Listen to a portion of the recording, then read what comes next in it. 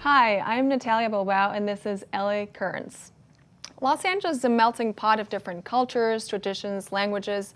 Every building, every street corner has many stories worth telling. That is why 24 years ago, Deanna Malloy founded the Angels Walk Project. And today we're going to talk about its newest walk along Central Avenue. For that, we have Tracy Lane, co-director of the team, and council member from District 9, Curren Price. Thank you so much for being here. I hope you guys walked here. We're talking about walks. Well, we didn't walk You all drove? we didn't walk all the way. Okay, part of it, the angel part of it, hopefully. Yes. So Tracy, tell our viewers, what is Angels Walk about? As you mentioned, it's 24 years ago, so next year we'll be celebrating our 25th anniversary. We've been around for quite some time, and the mission's very simple. The mission is to celebrate the history of LA and its neighborhoods with self-guided urban walking trails. How did you get involved in this project? Well, I've been involved for a number of years in different capacities. So started out actually more on the design side, the production side of designing the stanchion graphics and the guidebook. And there came a time about 6-7 years ago when Angels Walk needed kind of some fresh shepherding. And Brian and myself were asked if we would kind of, because we had been with the project for so long, had knowledge of it, experience with it. I'm a fourth generation Angelino, so this is my town. And so we took on the challenge of carrying it forward and have since completed about 6 walks since that time. Wonderful. Council member, your district has been very involved in this project as well. Absolutely. You know, it certainly is consistent with our philosophy of economic development, encouraging the arts, and working collaboratively with citizens and businesses.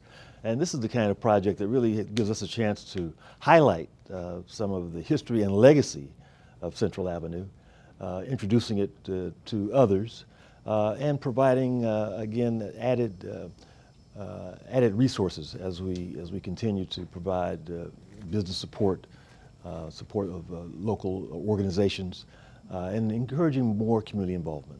So how do you think it's going to impact your district specifically, this Well, I think Central Avenue I think walk? it's going to be very positive. In fact, there's already a renaissance going on along Central Avenue. We're making a number of public sector improvements, streets and sidewalks. We've initiated a new business improvement district on Central Avenue between Olympic and Vernon. And so businesses are becoming much more engaged. We expanded the Central Avenue Jazz Festival that's also experiencing its 25th anniversary Oh, wow. this year. And we're very excited about that program. We were able to extend that historic event. We've got 3 stages now, 4 pavilions, draws thousands of individuals from all over the area. So that's been important. We've restored and created new murals along the avenue there. And as I said, have really worked to try to encourage and support local businesses as we move forward. And so this is going to be consistent with that, shining a real spotlight, not just on South LA, but on Central Avenue specifically, highlighting the cultural, highlighting the history, and the activities for the future. Wonderful. I'm curious because we were talking before about all the work that comes to place to create a walk. So I wanted to ask you, Tracy, can you tell us a bit about the whole process from the start until the end of creating a walk? Sure. Well, every walk typically starts with a council office wanting to have one in their district. There's obviously neighborhoods where there has to be a walk. And Central Avenue, I think, is one of those. There's been a lot written about the jazz legacy, the musical history there, but it was time to kind of tell a lot of the other stories about business leaders, cultural leaders. There's just a lot that was happening there in the first part of the 20th century, and I think the contributions just can't be underestimated in terms of the larger city as a whole. So back to the process, we everyone kind of gets on board with wanting to do one.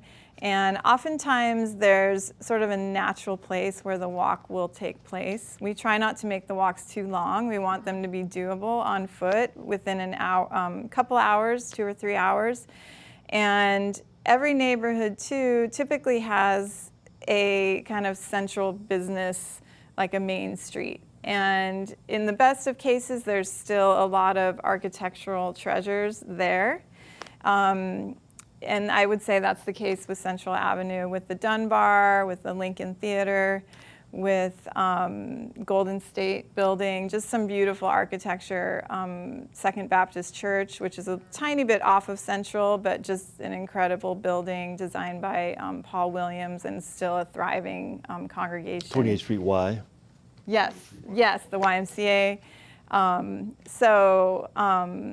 Yeah, so we, there's the sites that are obvious that we need to highlight and talk about.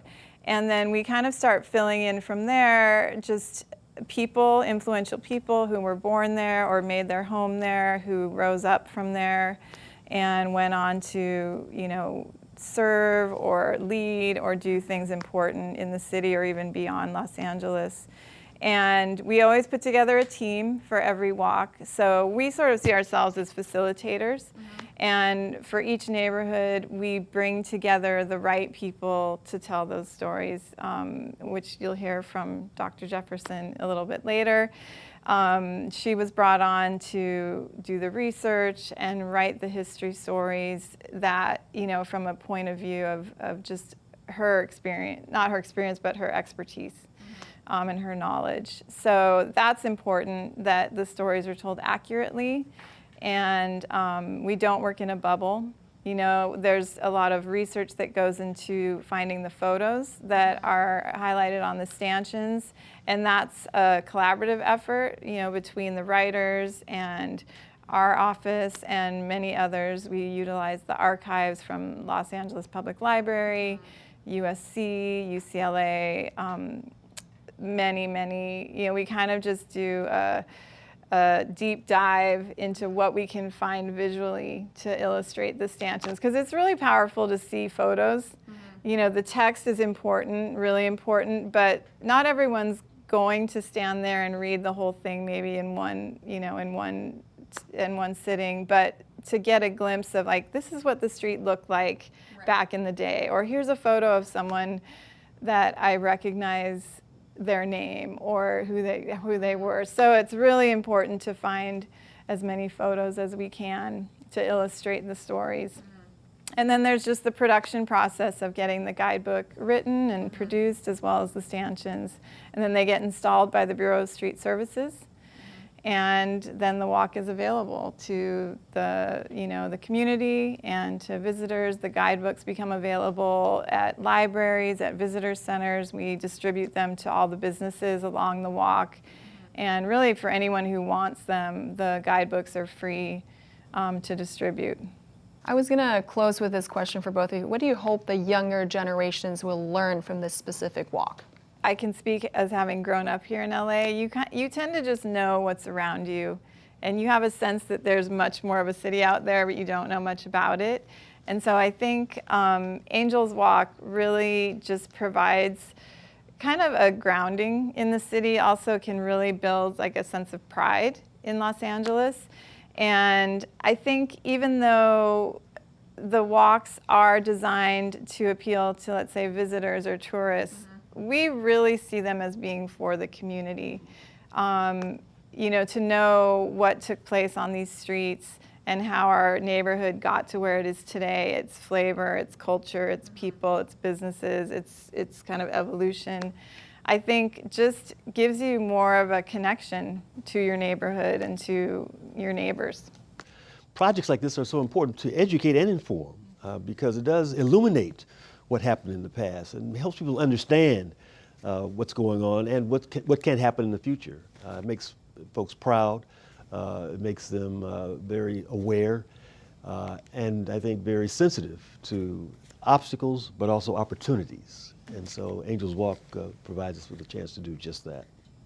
Council member, you were born and raised in District 9, which is the home of this new Central Avenue walk. What are the changes that you've seen, since you were a kid until, nowadays? Well, certainly one of the exciting developments we've seen is the new housing along the Central Avenue corridor. Specifically there at Jefferson and Central Avenue, we've got the Angela's Funeral Home. Formerly the funeral home has been transformed into affordable housing.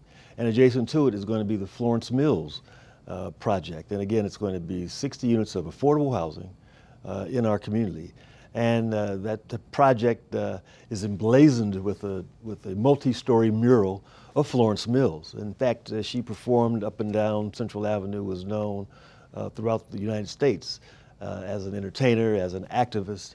And so we're real proud that this facility will be a lasting memory of her and her achievements. Thank you so much, Tracy and Councilmember Price, for being here and talking about this new Central Avenue Angels Walk. We'll be talking now with Dr. Jefferson. We'll be right back here at LA Currens.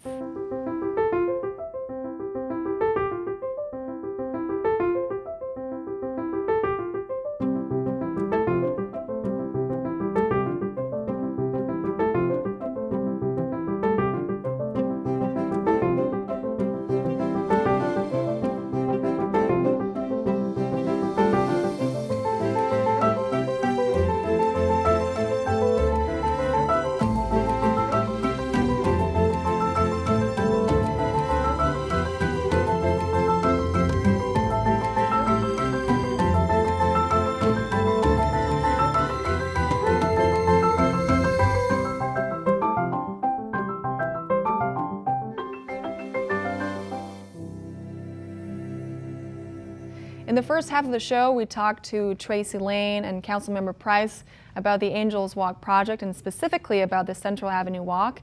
Now we are joined by Dr. Allison Rose Jefferson. Thank you so much for being here. She's a historian, published author of Living the California Dream, African American Leisure Sites During the Jim Crow Era, and you're the primary writer of the Central Avenue Walk. So as a third-generation Californian, and you're an expert in the African American experience here in Southern California, you seem like a great fit to write about the Central Avenue Angels Walk. So how did you become involved with this project?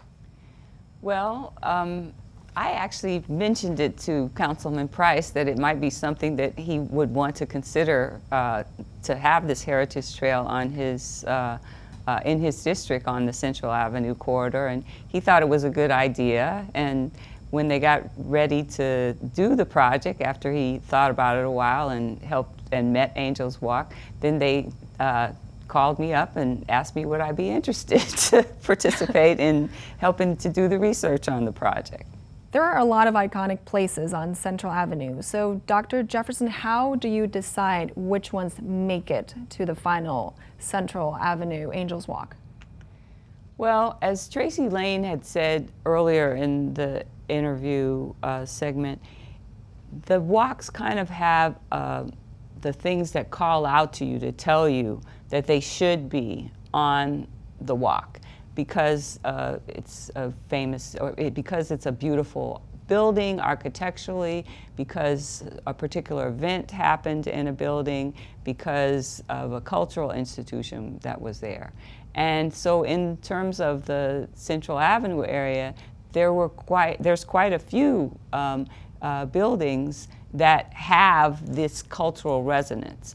And one of them is the Lincoln Theater, another is Liberty Savings and Loan, Second Baptist Church, which Paul R. Williams designed, the YMCA building, which is another Paul R. Williams building, the Somerville Dunbar Hotel, the Golden State Mutual Life Insurance Company, and then so those are kind of the anchor buildings. And even the Jefferson High School, which is a public building, but it's still an amazing piece of architecture and has some storied history in terms of the different people that went to the school, as well as it was constructed by a famous Los Angeles architect, Styles O. Clement.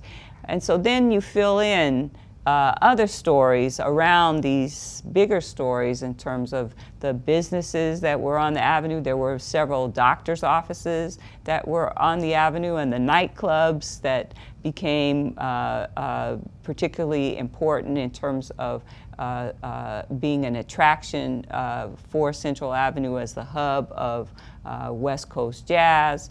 I'm curious about the process of finding the stories, because you were mentioning earlier how you were walking down the street and you started talking to somebody who then told you like some story about, I believe it was the Lincoln Theater? But So it's the findings of these stories that to me is fascinating that maybe you can share. A lot of the information that we wrote, I had a co-writer on the project, her name is Martha Groves, that Martha and I developed was not so much from oral histories as it was from going through looking at different kinds of different kinds of research that had been done on the sites. And we did go to some of the sites, and if the businesses were still there, there were some sites where we were able to find out some information from the actual location. But most of it was done from books and from government documents and from archives. So let's talk about the actual stops, some of these like iconic locations, like for instance the Dunbar Hotel. So the Dunbar Hotel actually was originally called the Somerville Hotel, and it was built in 1928 by the Power couple. They may not have, I don't know how they would have seen themselves in those days, but the Power couple, John and Veda Somerville, both of them were dentists, but they were also community activists and business people, and they had both gone to University of Southern California Dental School. He was the first African American to graduate from the school in dentistry, and she was somewhere in that early number as well. And so they built the hotel in part to accommodate the National Association for the Advancement of Colored People, the NAACP, convention that was going to be here in 28.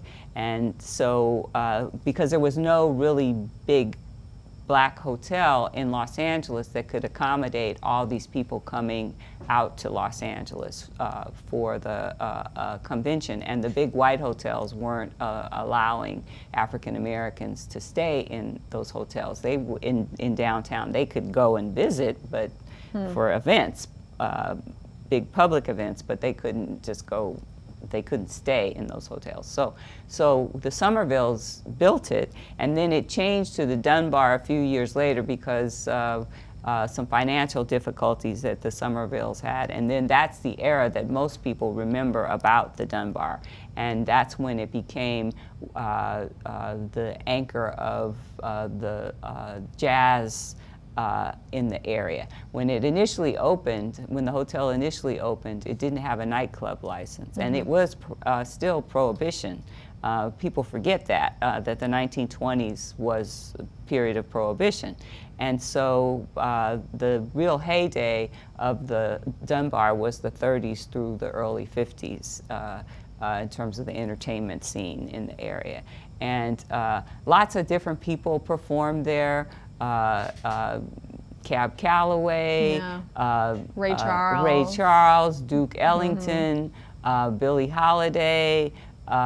We could go on. And there were some white folks who were Hollywood luminaries who used to come and hang out in the Central Avenue corridor as well, and they would go to the Dunbar and other clubs in the area. Do you have any, I love listening to stories. Do you have any story that you can share about the Dunbar Hotel? It could be personal or from like, you know, someone that told you about something that went on there that maybe you can share with our viewers. Oh. Like an interesting finding, if you can share it. Let's see, what could I think of? We found a whole bunch of records. Oh, wow. 78 records a record for some of your audience. They may not know what a physical record disc is, but before there was digital music and before there were CDs, there were vinyl records, and they were black. And the first iteration of them were 78 records. And so we found a whole bunch of those that were in storage at the Dunbar. And that was fascinating to see all of those records. Wow, I love that story. What about the Lincoln Hotel? So That's also a very, I the guess, Lincoln iconic. Theater was... Sorry, excuse me, the Lincoln Theater. The Lincoln Theater was built in the 1920s, and it was the first theater that African Americans were allowed to patronize, where they weren't being segregated, told that they had to sit up in the balcony, or told that they could only come to the theater on a particular day.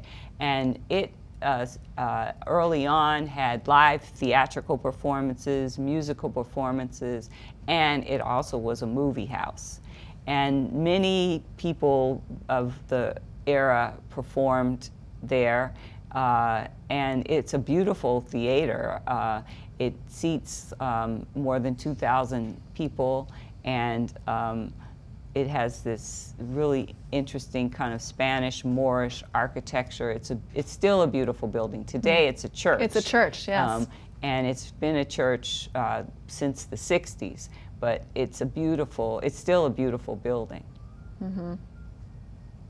And I wanted to ask you about the California Eagle, which used to be known as the Owl. Yes, the California Eagle fascinating story. Is a wonderful story from the standpoint of it was one of the earliest African American newspapers in the West. It was formed initially as the Owl in 1879, and by the early 20th century, the owner, Niemeyer, he changed the name to the Eagle. And once it changed to the Eagle, and a larger African American population moved to the region, the paper got more entrenched in Los Angeles life. There were other newspapers also during that time period, but the Eagle was the one that really was able to thrive during that time period. And it became the California Eagle after Niemeyer died, and Charlotta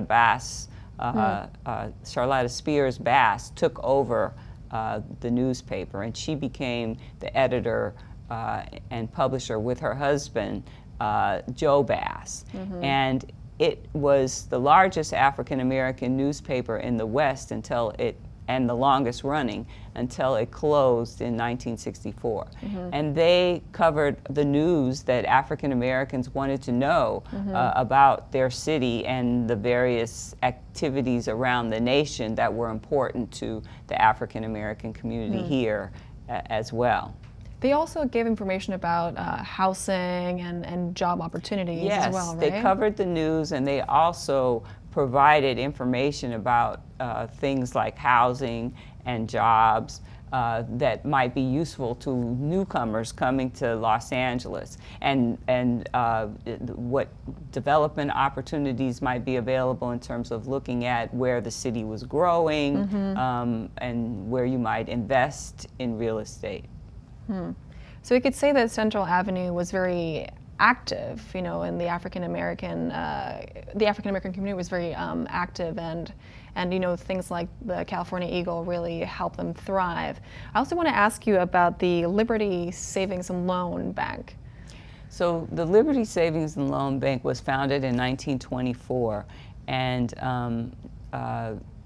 it was several different, there were several folks that were involved in the founding of the bank, and it was the first African American financial institution west of the Mississippi. And they were engaged in trying to get people to save their money to invest in housing. And Dr. Wilbur C. Gordon was one of the founding members of the bank, and he was involved in several real estate developments in the region, and also the Blodgett brothers and Dr. Nelson was involved in the savings and loan as well in terms of the founding, and several other I could keep naming a few people that would be, in terms of Los Angeles African American history, would be important. And it lasted through the 1960s. It was bought in the 1960s, and it's absorbed into one of the bigger financial institutions that's here in the region. But it still has its footprint in the area. And they built a building, the Blodgetts built the building that is on the Angels Walk that housed the Liberty Savings and Loan, and also it had other businesses on the street. At one point, the Blodgetts had a car dealership that was in the building. And the building that we see today is not the facade of what the building looked like when it was first built. They rehabbed the building in the 60s, and so the facade that we see now is the 60s facade. And there were also legal offices that were in that building.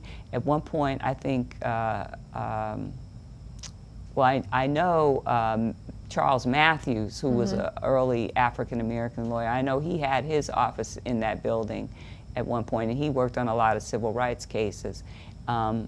And there were other professionals that had offices in the building. And now on the ground level, the Business Improvement District for the Central Avenue area is housed in one of the offices, one of the storefront spaces on the ground floor. So a lot of many iconic stops. Which one is your favorite? If you had to pick one, which one would it be? Oh, I can't. Tough question. I don't have a favorite of any of them. One of the things that I like about the Golden State Mutual Life Insurance building is that it was built by James H. Garrett, who was designed by James H. Garrett and built by Blodgett. And James H. Garrett was an early African-American architect. He was a contemporary of Paul R. Williams. And most people know Paul R. Williams' name, but they aren't as familiar with James H. Garrett. And so I think that since that was one of his first buildings that he built, I like that story. And that Blodgett was involved as the builder, so it was two African Americans, and the other buildings the other buildings in the area that Paul Williams was involved in were equally as interesting, and he had black craftsmen and building contractors working on those buildings with him as well. So overall, how do you think this particular walk will benefit people's understanding of the African American experience in Southern California and specifically in Los Angeles? One thing about the Angels Walk that I just love is the fact that it has such a diversity of stories about the people and of some events and the architecture of the area. And I think that for the residents of the area, it's an inspiration to see all the different things that went on in this neighborhood, and that it can help them to have pride in their neighborhood. And then for other people who don't live in the neighborhood, it's an opportunity for them to learn about another section of their city by taking this Angels Walk on Central Avenue, as well as going on other Angels Walks. And for people coming from out of town who want to learn about Los Angeles history and they've heard about the Central Avenue corridor, this is a way for them to have an easy introduction to the history of the area by taking this 3-mile walk. Thank you so much, Dr. Jefferson, for joining us and sharing all this wonderful knowledge and stories about the Central Avenue Angels Walk. Thank you for watching. This was LA Currents. I'm Natalia Bilbao.